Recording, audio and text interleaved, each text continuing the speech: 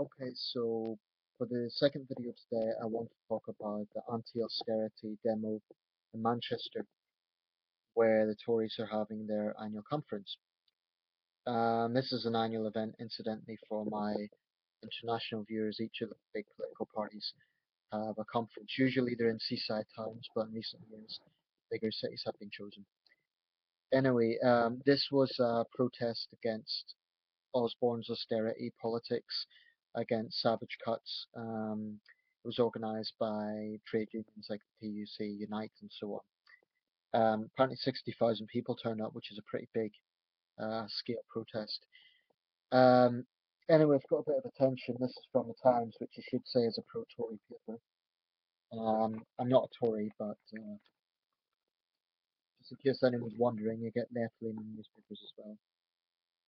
So maybe you can see the image there.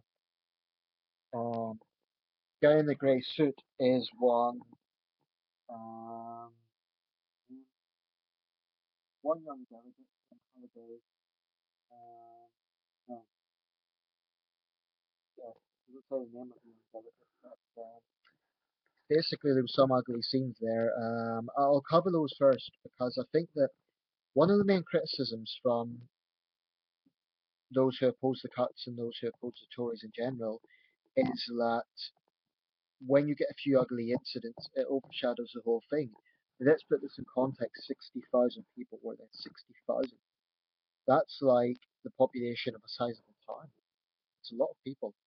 Um, and there were a few ugly incidents, but inevitably those incidents get covered. And this, I think there is legitimate critique of the media for hugely underreporting large scale protests. I could understand them not reporting it, and I am saying the media generally, because I haven't really seen Channel 4, to be fair, was reporting it to some extent, but I don't recall seeing this as headline news. Unless I'm mistaken, I take full responsibility if I'm wrong about this. But I don't think it was headline news. Um, I can understand if it was a few hundred protesters, but 60,000 people is a major protest. Um, and instead, what we're seeing is a focus on the ugly incidents. Now, Jeremy Corbyn has condemned that. He says it's unacceptable. Well, first of all, I'll mention what happened. A young Tory delegate apparently got egged, and there's a picture of him here. He's covered in eggs there. Um, well, it's not pleasant. It's not a nice thing. But not one, but several sources have said he was deliberately goading the protesters. Now, if that's true, then I've little sympathy with him. I'm not saying this is a mature way to behave, but if that is true, if he was goading the protesters, then it's disgraceful on his part, very unparliamentary. It doesn't say if he was an MP or a councillor or what, but whatever the case, if he has a future in politics, it's not a very professional way in which to behave, if that is true. That's according to a trade union leader who said that, yeah, the Manchester that was fantastic. He was goading the crowd and he got his comeuppance. It was wonderful to watch. That's one thing, but there was also ugly examples of journalists reading here from the report. The journalist Owen Bennett, a reporter for the Huffington Post, was spat on in the eye, and Michael Crick, who works for Channel 4, was surrounded by some anarchists. I'll come to that in a minute. And some masked women surrounded the Tory minister Mark Harper. He's the government chief whip actually, and they were being very confrontational. So there were some ugly scenes. But like I say, it's very, very important to put this in context. Um, about the Michael Crick incident, because I've personally seen that. I saw footage of it. I mean, when I say personally seen it, I mean I've seen footage directly of it. That was quite ugly. I know some people don't like Michael Crick's style of reporting. They find him a bit sensationalist. But what I saw in that video was inexcusable. These, it says he was surrounded by anarchists. I think they were Black Bloc representatives, based on, because I know how Black Bloc operates. They tend to They're usually hooded, they usually wear all black, and they're usually very violent. And it was quite intimidating to watch. They were really squaring up to him, and he wasn't physically attacked, but the threat was very, very clearly there, presumably because of his perceived biased reporting. I don't think he's necessarily biased. I think he has a slightly annoying style of reporting, but I don't think he's necessarily biased. As for Black Bloc, fuck them. I've seen their behaviour before at other rallies, and these guys don't give a damn about austerity really. I think they use events like this to further their own agenda. The truth is, they'd be doing exactly the same to the Labour Party or the Liberal Democrats, probably even the Greens. Black Bloc are anarchists, and it doesn't matter. I mean, obviously the Tories are a great opponent for them, but I've no sympathy whatsoever with Black Bloc. I think they're a bunch of thugs, and I think it's cowardly to cover your face when you're attacking someone, regardless of who that person is.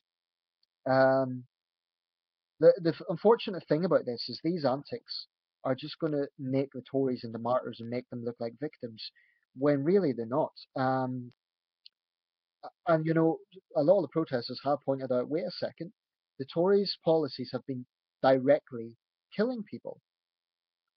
So it's disingenuous to talk about a few ugly incidents and completely underreport that. So I do understand where their frustration comes from. Tory policies have directly led to suicides. That is without question.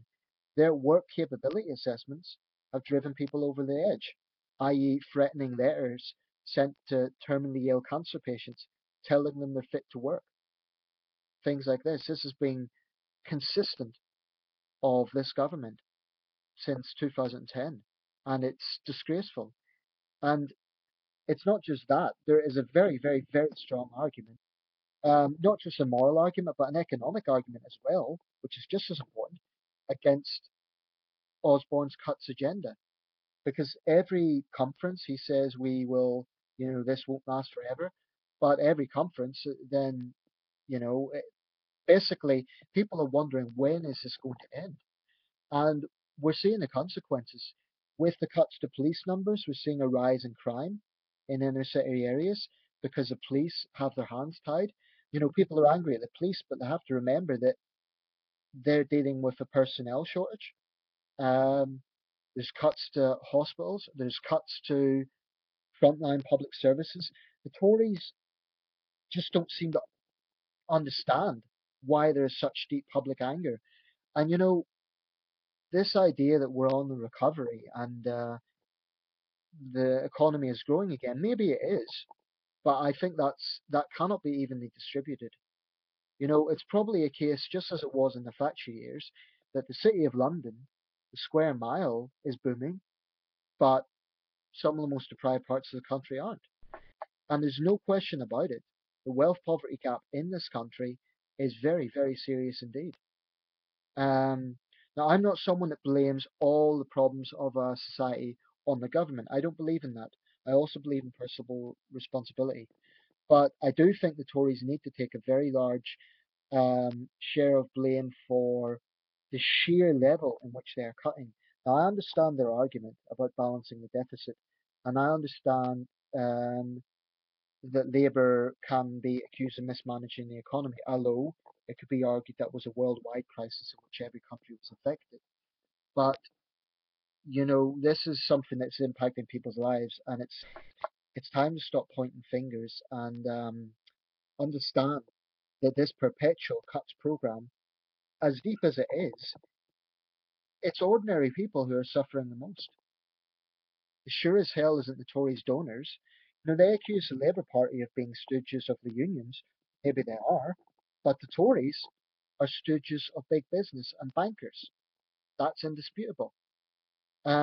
So that only really leaves the Lib Dems, maybe UKIP, who are not really tied to any big. Well, UKIP, I wonder about. I often think that UKIP are basically Tory Tories on steroids. But yeah, so a few thoughts with this. Firstly, the Tory press need to acknowledge that Jeremy Corbyn has condemned this, because no doubt they'll try and associate these thugs directly with him. I think that's a bit unfair. There's 60,000 people, and not all of them are Corbyn supporters. Excuse me. Hello? Um, yeah, I'll come down in a bit, mum. I'm making a video right now. Okay, so, where was I? Yeah, 60,000 people. It's unfair to tell them, like, say they're all Corbyn supporters. In other words, this will be a perfect way for the Tory press to slander, and I'm not a fan of Jeremy Corbyn's politics in particular, but I do think it's unfair to, slam the man with every single time someone who hates the Tories does something stupid. That would be just as unfair as, I don't know, associating someone in the far right with the Tories. It's ridiculous. So not every hard left militant fanatic is necessarily a Jeremy Corbyn supporter. Certainly among the supporters you can find people like that, but you also find plenty of normal people who are just fed up with austerity. So, the Tories playing the victim here have limited sympathy with it because they have directly led to literally thousands of deaths. Their policies have led to thousands of deaths. And the UN has actually singled Britain out for its treatment of people in this situation, for its treatment of those facing work capability assessments. This has been cited as a human rights violation by the United Nations. We should be ashamed of that. We really should. Um, So yeah, I don't like that behaviour. As for Black Bloc and the anarchist stuff, I've no time for that. But the Tory getting egged, well, it's not pleasant, but what did he expect? It reminds me a few years ago there was an anti-austerity protest and there was some smug banker waving his cheque from a window. Um, that sort of thing. These are people without any moral compass. These are people whose only values are wealth. And that's, you don't have to be a socialist to see that. I'm not a socialist. I'm a centrist. I'm not even explicitly anti-capitalism, but I am anti-neo-capitalism. And I am anti this sort of aggressive, non-stop austerity, which is just cut, cut, cut, cut, cut. It's impacting everyone. So, when someone's a victim of a violent crime, don't blame the police. Blame the Tories for cutting their numbers so that they can't respond to the crime.